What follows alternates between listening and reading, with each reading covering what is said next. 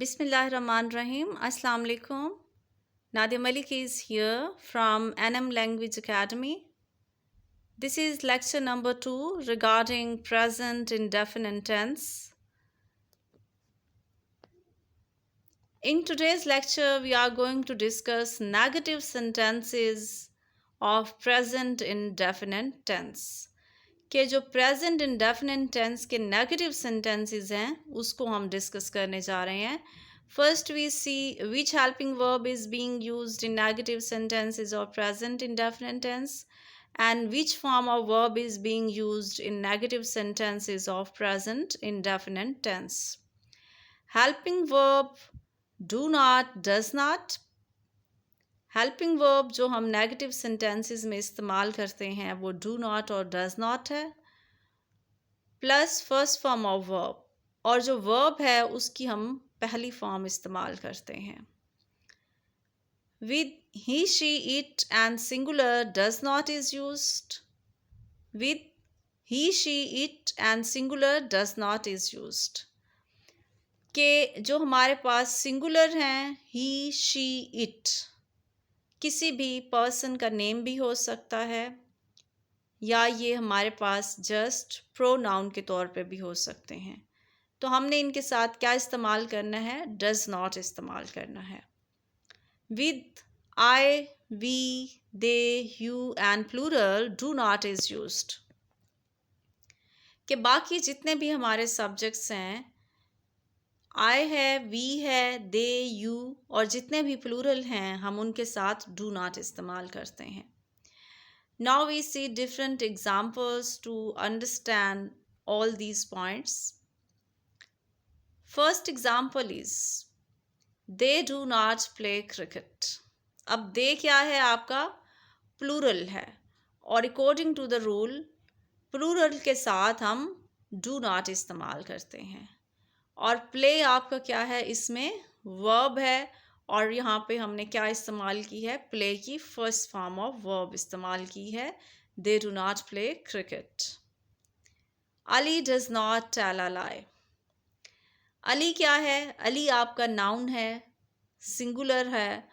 तो according to the rule of negative sentences of present indefinite tense, Ali के साथ हमने क्या इस्तेमाल करना है? डज नॉट इस्तेमाल करना है. और टेल आपकी फर्स्ट फॉर्म है वर्ब की, इसीलिए हमारा कंप्लीट सेंटेंस क्या बनेगा? Ali does not tell a lie. We do not go for picnic. We आपका जो सब्जेक्ट है ये प्लूरल है और जैसे कि आप ऊपर रूल्स में देख सकते हैं कि रूल के अकॉर्डिंग वी के साथ हम डू नॉट इस्तेमाल करते हैं. गो आपका वर्ब है और फर्स्ट फॉर्म है, इसीलिए आपका कंप्लीट सेंटेंस बनेगा we do not go for picnic. More examples हैं हमारे पास regarding negative sentences of present indefinite tense. I do not take my meal at night. I जो है वो सिंगुलर है, लेकिन रूल के अकॉर्डिंग आई के साथ भी हम क्या इस्तेमाल करते हैं? Helping verb do not. Take जो है आपका वर्ब है और फर्स्ट फॉर्म है, इसीलिए आपका कंप्लीट सेंटेंस बनेगा I do not take my meal at night. They do not do their work regularly. They आपका प्लूरल है और प्लूरल के साथ डू नॉट इस्तेमाल किया जाता है. पहला डू नॉट जो है वो हेल्पिंग वर्ब है, सेकंड जो डू है वो आपका क्या है? वर्ब के तौर पे इस्तेमाल किया गया है और फर्स्ट फॉर्म के तौर पे इस्तेमाल किया गया है. इसलिए आपका कंप्लीट सेंटेंस बनेगा they do not do their work regularly. She does not sing a song. She क्या है? आपका सिंगुलर पर्सन है, सब्जेक्ट है, तो इसलिए इसके साथ हमने डज नॉट इस्तेमाल किया. सिंग आपका वर्ब है और फर्स्ट फॉर्म ऑफ वर्ब है, इसलिए आपका कंप्लीट सेंटेंस क्या बनेगा? She does not sing a song. They do not fight with each other.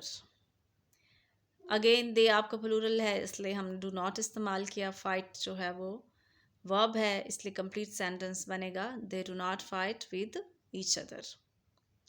He does not solve the sum. He आपका जो है वो सब्जेक्ट है और सिंगुलर है और प्रोनाउन है यहाँ पे, तो इसलिए हमने इसके साथ क्या इस्तेमाल किया, डज नॉट इस्तेमाल किया। सॉल्व आपका जो है वो वर्ब है, फर्स्ट फॉर्म ऑफ वर्ब है, तो कंप्लीट सेंटेंस क्या बनेगा, he does not solve the sum. The Hindus do not bury the deads. Hindus जो है वो प्लूरल है इसलिए इसके साथ डू नॉट इस्तेमाल किया गया है। बरी आपका जो है वो वर्ब है। The Hindus do not bury the dead. Second हमारे पास जो सेंटेंस है, the girl does not light fire. Girl जो है वो सिंगुलर है और आपका नाउन है इसलिए हमने इसके साथ डज नॉट इस्तेमाल किया है। लाइट्स जो है वो आपका वर्ब है, फर्स्ट फॉर्म ऑफ वर्ब है, इसलिए आपका कंप्लीट सेंटेंस बनेगा the girl does not light fire. The older man does not watch film.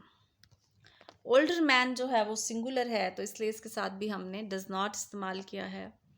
Watch आपका जो है वो वर्ब है तो इसलिए आपका कंप्लीट सेंटेंस बनेगा the older man does not watch film.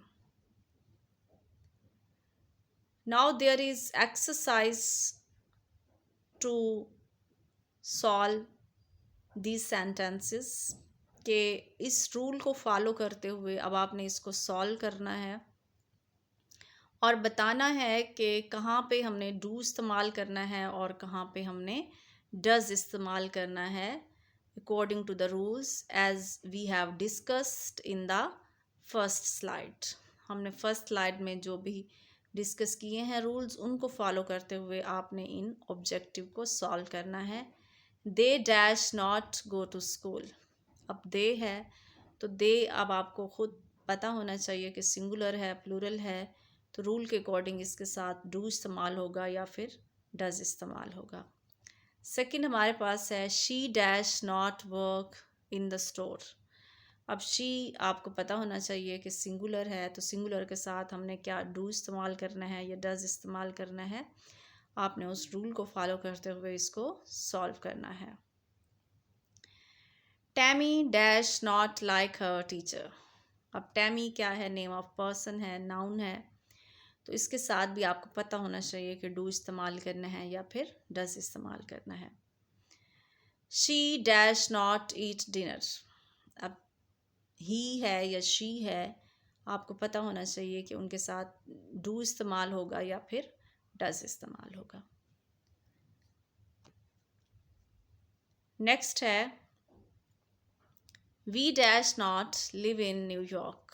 अब वी आपको पता है कि प्लूरल है तो प्लूरल के साथ हमने डू इस्तेमाल करना है या डज इस्तेमाल करना है रूल के अकॉर्डिंग। अब आपने ख़ुद इसको जो है वो सिलेक्ट करना है। My husband dash not like football. तो अब हस्बैंड जो है वो सिंगुलर है तो इसके लिए आपको पता होना चाहिए कि सिंगुलर के साथ हमने डू इस्तेमाल करना है या फिर डज इस्तेमाल करना है। They dash not drive to university.